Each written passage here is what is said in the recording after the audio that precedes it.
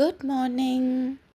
இன்றைய திருக்குறள் அதிகாரம் 1 கடவுள் வாழ்த்து.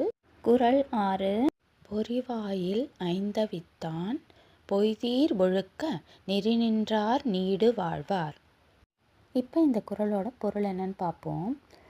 பொறிவாயில் ஐந்தவித்தான் அப்படின்னா ஐம்பொறிகளாகிய செவி, மெய்வாய், கண், மூக்கு இவற்றின் வழியாக வரும் ஆசைகளை அடக்கியவர். அவர் யார்? இறைவன். அந்த இறைவன் அப்படிங்கிறது பொருள். பொறிவாயில் ஐந்தவித்தான் அப்படின்னா ஐம்பொறிகளையும் அடக்கியவர், ஐம்பொறிகளால் வரும் ஆசைகளை அடக்கியவர் என்பது பொருள். பொய்தீர் ஒழுக்க நெறி நின்றார் அப்படின்னா பொய்யில்லாமல் ஒழுக்க நெறியை பின்பற்றுபவர். நீடு வாழ்வார் அப்படின்னா நீண்டு வாழ்வார்கள் என்ற பொருள். இப்போது இந்த முழு குறளோட விளக்கத்தை பார்ப்போம்.